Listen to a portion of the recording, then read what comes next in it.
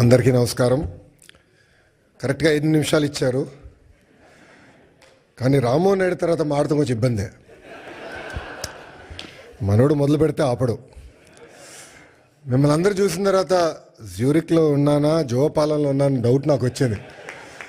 ఎందుకంటే ఈరోజు Monday afternoon ఇంతమంది వస్తారని మేము ఊహించలేదు. కానీ సెలవు పెట్టారు, డుమ్మ కొట్టారు. కానీ ఈరోజు గౌరవ ముఖ్యమంత్రి చంద్రబాబు నాయుడు గారు ఏం చెప్తారని వినేదానికి పెద్ద ఎత్తున ఇక్కడ తరలి వచ్చిన యూరోప్ ఎన్ఆర్ఐ టీడీపీ సభ్యులందరికీ పేరున నా హృదయపూర్వక నమస్కారాలు.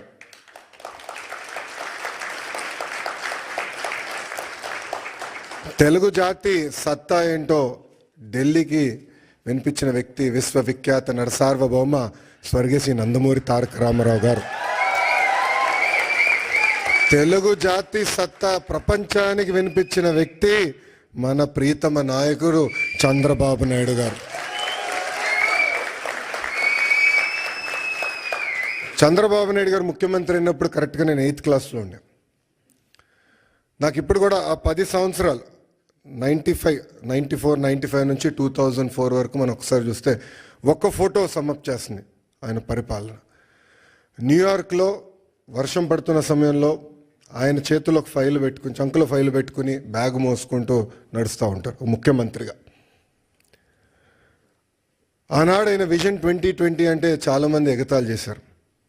కానీ ఈరోజు తిరిగి వెళ్ళి హైదరాబాద్లో చూస్తే ఆయన చెప్పిన ప్రతి మాట ఈరోజు నిజమైంది.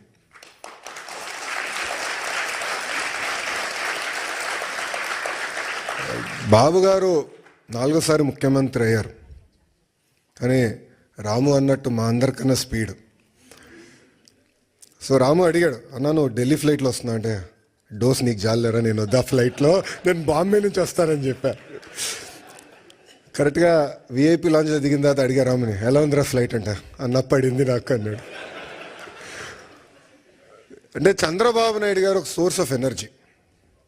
ఆయనకి చాలా అద్భుతమైన ఐడియాస్ ఉంటాయి. ఆ ఎనర్జీలో మనం ఎంత నింపుకుంటాం అనేది చాలా చాలా ఇంపార్టెంట్. కానీ ఒక్కసారి చంద్రబాబు నాయుడు గారి జీవిత చరిత్ర చూస్తే అనేక ఇబ్బందులు ఎదుర్కొని పైకి ఎదిగిన వ్యక్తి. కేవలం రాజకీయాల్లో కాదు, ఈజ్ అ సీరియల్ ఆంటర్‌ప్రెన్యూర్. ఇక్కడ చాలామందికి తెలియదు ఆ విషయం. ఇక్కడ మీలో చాలామంది ఆంటర్‌ప్రెన్యూర్స్ అవ్వాలనుకుంటున్నారు. ఆయన సుమారుగా 4 కంపెనీలు స్టార్ట్ చేశారు, 3 ఫెయిల్ అయినాయి. 4వది హెరిటేజ్ ఫుడ్స్. 3 ఫెయిల్ అయినాయని ఆయన ఏనాడు బాధపడలేదు, ఇబ్బంది పడలేదు, ఇంట్లో పడుకోలేదు. 80% సక్సెస్ అవ్వాలని ఆయన వెళ్ళారు.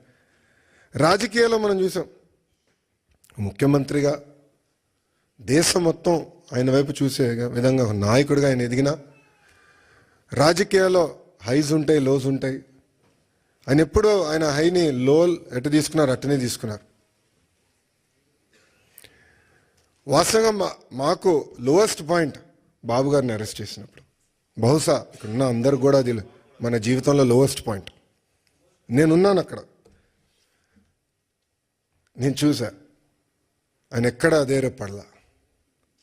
చూశారు, జడ్జి వైపు కూడా నవ్వుతా చూసి నడుచుకుంటూ వెళ్ళారు. ఎక్కడ అధైర్యపడలా. 52 రోజులు ఆయన బంధిస్తే మేము వెళ్ళేవాళ్ళం ములాఖాత్కి. మళ్ళీ అక్కడ కూడా మాకు అక్షంతలు పడేది.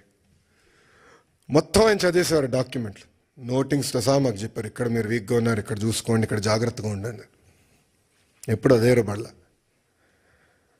ఆయన బయటకు వచ్చిన తర్వాత కూడా ఒక సింహంలాగా వచ్చారు. ఆ విజువల్స్ మనందరం చూసాం. ఇది మీ అందరికి ఎందుకు చెప్తున్నానంటే, జీవిత ప్రయాణంలో మనందరం అనేక ఇబ్బందులు ఎదుర్కొంటాం. ఒక ఆంటర్‌ప్రెన్యూరల్ జర్నీ అవ్వచ్చు, పొలిటికల్ జర్నీ అవ్వచ్చు, మనందరం అనేక ఇబ్బందులు ఎదుర్కొంటాం. కానీ నమ్ముకున్న దానికోసం అహర్నిశలు కష్టపడితే మనం ఆశించింది, ఆలోచించింది సాధించగలుగుతామన్న నిజం స్వరూపం గౌరవ ముఖ్యమంత్రి చంద్రబాబు నాయుడు గారు. ఎన్ఆర్ఐస్ అంటే నాన్ రెసిడెంట్ ఇండియన్స్ అంటారు. నాకు మటుకు మీరు ఎంఆర్ఐస్, మోస్ట్ రిలయబుల్ ఇండియన్స్. మీరు యూరోప్కి వచ్చి దశాబ్దాలైనా మీ మనసు ఎప్పుడు ఆంధ్ర వైపు ఉంటుంది. 2019 నుంచి 24 వరకు రాష్ట్రం దారి తప్పిందే, మన అనేక ఇబ్బందులు ఎదుర్కొంటున్నాం, మన పరువు పోతుందని చాలామంది నన్ను కలిశారు, నాతో మాట్లాడారు, నాకు వాట్సాప్లో మెసేజ్ పెట్టారు. వాళ్ళందరూ ఒకటి చెప్పా, కలిసికట్టుగా పోరాడితేనే ఆ సైకోని మనం తరిమి కొట్టచ్చని. అది చేసి చూపించాం, కలిసికట్టుగా సాధించాం. 93% కాదు రాము, 94% సీట్లు మనం గెలిచాం, 1% తగ్గించాం. అది మనందరి కృషి.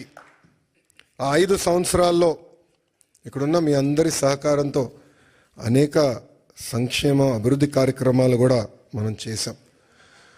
అమరావతి ఉద్యమం కానివ్వండి, దాని తర్వాత ఇప్పుడు చూపించినట్లు యుక్రెయిన్లో తెలుగులు ఇరుక్కుంటే వాళ్ళని తిరిగి భారతదేశానికి తీసుకొచ్చి బాధ్యత తీసుకున్నాం. అంతేకాకుండా మన రాష్ట్రంలో ఉన్న తెలుగులకి ఎడ్యుకేషన్లో కానివ్వండి, హెల్త్ కేర్లో కానివ్వండి ఉద్యోగాలు ఉన్నాయి, మీరు ట్రైన్ చేయండి అని చెప్పి పార్టీ ఆఫీస్లో ఎంపవర్మెంట్ సెంటర్ ఏర్పాటు చేసి కార్యకర్తలు వాళ్ళ పిల్లలకి ట్రైనింగ్ ఇచ్చి ఇతర దేశాలు కూడా పంపించిన వ్యక్తులు మీరు. అందుకే నేను హెచ్ఆర్డి అదేవిధంగా స్కిల్ డెవలప్మెంట్ మంత్రి అయిన తర్వాత ఒక ఆర్గనైజేషన్ ఉంది, అది ఉందని కూడా నాకు తెలియదు వాస్తవంగా. ఆ ఆర్గనైజేషన్ పేరు OMCAP, overseas man power corporation of Andhra Pradesh.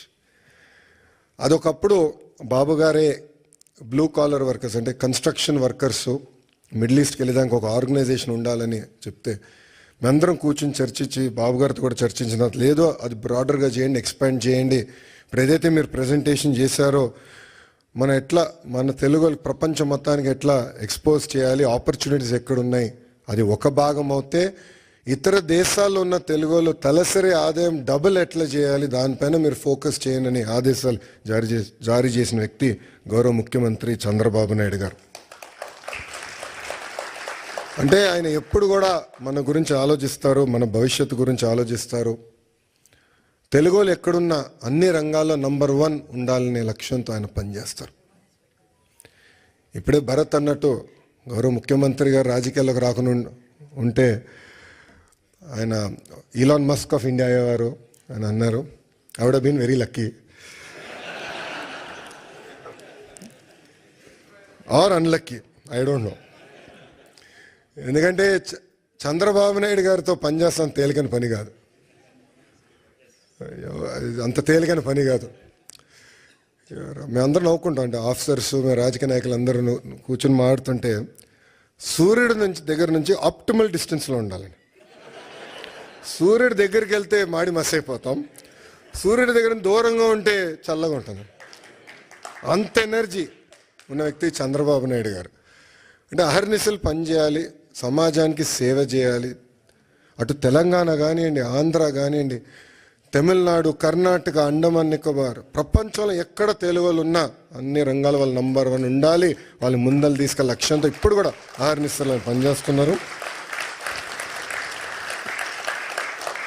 ఇప్పుడే రాము అన్నట్టు మన ఎన్నికల్లో అందరం కలిసికట్టుగా పనిచేశాం. మీలో చాలామంది తిరిగి భారతదేశానికి వచ్చారు, నెలల పాటు లీవ్ పెట్టి మా కోసం మీరు కష్టపడ్డారు. అది జీవితాంతం మేము గుర్తుపెట్టుకుంటాం.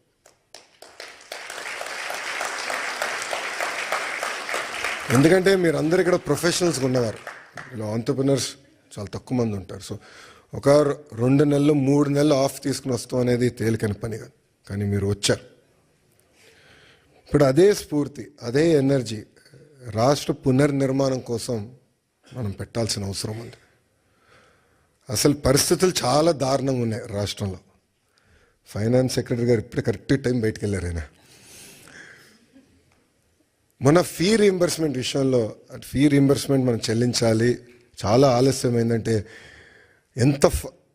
అంటే ప్రయారిటీస్లో ఇది ఇంక ప్రయారిటీ ఉంది, చేయాలి, మనం కంపల్సరీ చెల్లించాలంటే చాలా కష్టపడాల్సి వచ్చింది.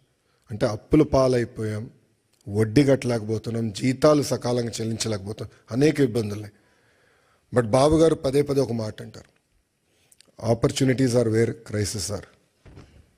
సో అందరం మన రాష్ట్రాన్ని పునర్నిర్మాణం చేసుకోవాలి. ఇప్పుడే రాము ఒక మంచి మాట అన్నారు, తెలుగులో ఆంధ్ర రాష్ట్రాన్ని వదిలేసి ఇతర దేశాలకు వెళ్ళి నంబర్ 1 అయ్యారు, కానీ ఆంధ్ర రాష్ట్రం వెనుకబడి ఉంది. ఇప్పుడు తిరిగి రండి, పునర్నిర్మాణం చేద్దాం, కలిసికట్టుగా కష్టపడదాం. 5 సంవత్సరాలు, ఎక్కువ సమయం అవసరం లేదు, 5 సంవత్సరాలు ప్రపంచానికి మళ్ళీ ఆంధ్ర రాష్ట్రం అంటే ఏంటో చేసి చూపించుదామని ఈ సభాముఖం మిమ్మల్ని అందరినీ కోరుకుంటూ, ఇప్పుడే భరత్ చెప్పినట్లు ఎకనామిక్ డెవలప్మెంట్ బోర్డు ఉంది. ఎవరైనా పెట్టుబడులు పెట్టాలన్నా, ఇంటరాక్షన్ చేయాలన్నా ఒక ఆర్గనైజేషన్ ఇప్పుడు క్రియేట్ చేశాం. That will be your single port to call. అదేవిధంగా ఓమ్ క్యాప్లో కూడా కొత్త లీడర్షిప్ తీసుకొచ్చాం, వాళ్ళతో కూడా మీరు కోఆర్డినేట్ చేయొచ్చు. ఇక్కడ చాలామందికి నా వాట్సాప్ నెంబర్ ఉంది, చాలామంది నాకు మెసేజ్ పెడతా ఉంటారు. మీ ఫీడ్బ్యాక్ కూడా మాకు చాలా చాలా అవసరం. కేవలం అభివృద్ధి కాదు, రాజకీయ పరంగా కూడా మీ ఫీడ్బ్యాక్ మాకు చాలా చాలా అవసరం. Time to time me feedback తీసుకుని ఒకవేళ దారి తప్పుతున్నా అంటే మళ్ళీ సరైన దారిలో పెట్టాల్సిన బాధ్యత కూడా మన పైన ఉంటుంది. సో ఆ ఫీడ్బ్యాక్ కూడా మీరు ఇవ్వాలని సభాముఖంగా కోరుకుంటూ, ఒక మిత్రుడు కూర్చున్నప్పుడు చూపించాడు, ఒక అతని పేరు ఎర్ర బుక్ గురించి చూపించాడు. పాదయాత్రలు ఎర్ర బుక్ గురించి మాడితే ఎవడు పట్టించుకోలేదు. అబ్బా, ఎన్నికలైన తర్వాత అది నిన్న దాంట్లో డౌట్ వద్దు. మీరు చూస్తే నేను పాదయాత్రలో చాలా స్పష్టంగా చెప్పాను, ఎవరైతే చట్టాన్ని ఉల్లంఘించి ప్రజల్ని కార్యకర్తల్ని ఇబ్బంది పెట్టారో వాళ్ళని వదిలేది లేదు అని చెప్పా. ఒక్క నిమిషం ఆగండి, ఇంకా ఇప్పుడే కాదు. అది ఎందుకు చెప్పానంటే అండర్లైన్ ఉంది అక్కడ, చట్టాలు ఉల్లంఘించారు. నేను ఎస్టాబ్లిష్ చేయాలండి. ఇది కక్ష సాధింపు ప్రభుత్వం కాదు, కానీ నేను ఎస్టాబ్లిష్ చేసి యాక్షన్ తీసుకుంటాం. దాంట్లో ఎలాంటి సందేహం మీకు అవసరం లేదు. రిలాక్స్డ్గా ఉండండి, మీరు యాక్షన్ చూస్తారు. ఆల్రెడీ మొదలైంది, పూర్తి కూడా చేసే బాధ్యత మేము తీసుకుంటాం. చివరిగా ఇంకా నేను ఇప్పటికీ చాలా మాట్లాడా, గౌరవ ముఖ్యమంత్రి గారు మైక్ ఇవ్వాలి. చివరిగా మిమ్మల్ని అందరినీ కోరేది, గౌరవ ముఖ్యమంత్రి గారు స్పీచ్ అయిన తర్వాత నా కోరిక మేరకు గౌరవ